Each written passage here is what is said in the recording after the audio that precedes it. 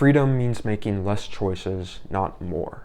In the past, you've probably gotten a sudden spark of motivation and decided that this is the moment that everything changes. The next day, or maybe the next week, you then found yourself dealing with the same cycle of procrastination, inconsistency, and self-blame as before, discouraged in your ability to transform your life. This doesn't mean that there's something wrong with you or your willpower.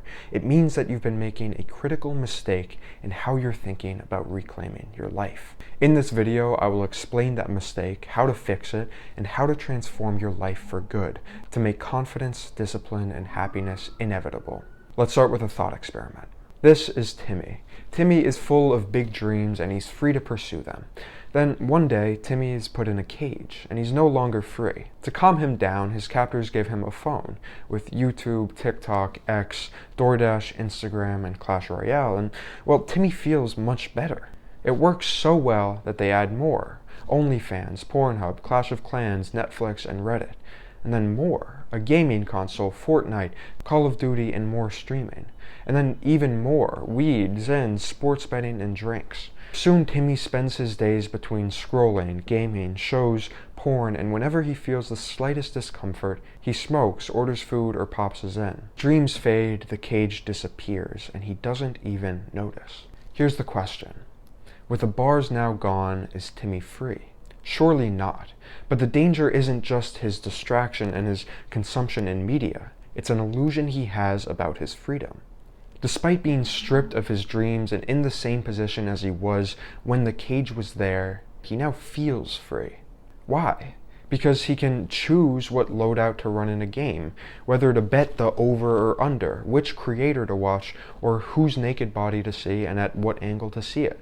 But the choices that matter, the ones about who he could become, the life he could build, or the adventures he could have, those are gone. For the sake of brevity, let's just call this the Matrix. You're put in a metaphorical cage, given endless addictive stimulation, and soon enough, you forget the cage even exists. You think this is just what life is. You only know how to operate inside of the cage and make your life's decisions among the preset options.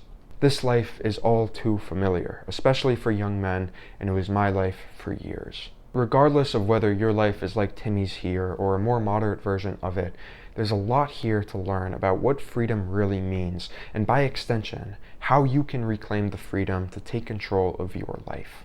Earlier, I suggested that Timmy felt free because he could choose, for example, whether to watch TikTok, YouTube Shorts, or Instagram Reels. But here's the problem. That isn't really a choice. All those options lead to the same outcome: wasted hours, shallow stimulation, and a life that drifts by. The same goes for every choice in Timmy's cage. What game to play, which creator to watch, what porn site to use, what flavor of vape to buy.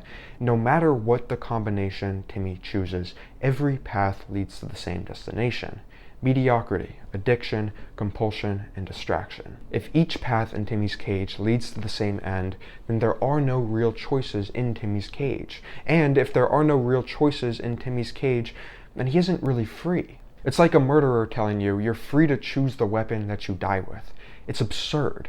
The destination is already set. Brain-rotted, unhealthy, passive, depressed, and ashamed. Picking the weapon that takes you there isn't freedom at all.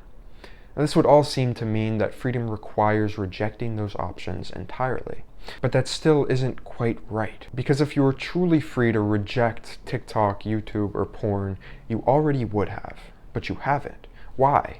Because those aren't neutral options. They're compulsions, addictions, and temptations engineered by trillion-dollar companies to hijack your attention and keep you complacent with a mediocre life. And you're better than that. You have to be.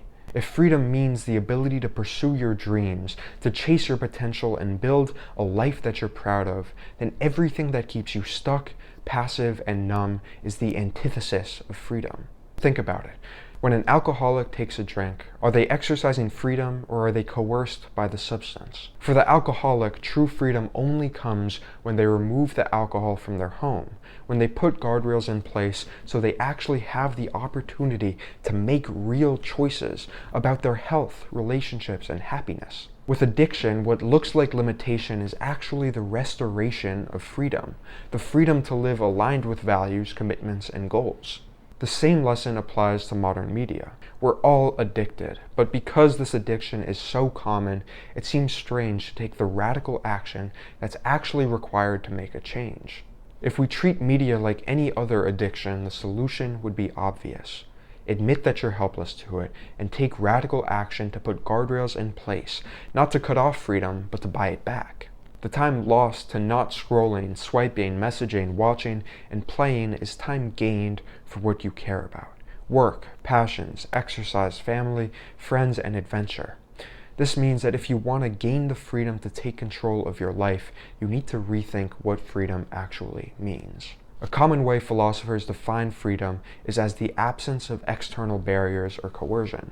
If I show up to vote, but the military physically blocks me, I'm clearly not free. Similarly, if my friend is a cocaine addict trying to quit, and I show up during his withdrawals with a bag of pure Bolivian cocaine, I'm coercing him. Now let's extend this thought. If I'm addicted to TikTok, and I spend 16 hours a day with TikTok one click away, either in my pocket or on my computer screen, this is also coercion. So here's the hard truth. As long as your environment is structured to keep you hooked to your addictions, compulsions, and bad habits, you're not free to stop. The very idea of these compulsions as choices is mistaken because the coercion lies in your environment. This entails a number of hard-hitting truths. First, if you rely on willpower alone, you're going to fail. You're not free to stop because the system is stacked against you. But this means that there's nothing inherently wrong with you, your brain, or your willpower. You've just been tackling the problem the wrong way. Second, freedom requires restructuring your environment. You need to strip away the coercive defaults, endless feeds, constant notifications, addictive substances, so that you can actually make meaningful choices. Third, the real solution lies in automation, accountability, and small steps. It's impossible to fight every battle in the moment. You need to build systems, guardrails, environments, and accountability so that the free choices become the default. The result? Habits that buy back your time, energy, and attention. Over time, those habits compound into a life where discipline, confidence, happiness, and pride aren't struggles or far-off dreams, they're inevitable. If this all seems too difficult or overwhelming to figure out alone, the good news is, well, you're not. I want to help you start this journey for free. Having fought this battle myself, I've built a comprehensive, evidence-based system to help you buy back your freedom and take control of your life. My systems are designed to take you from stuck and inconsistent to disciplined, confident, and consistent, without burnout, without guesswork, without medication, and without therapy. Follow the link in the description to start the 14-day challenge with the systems that will transform your life.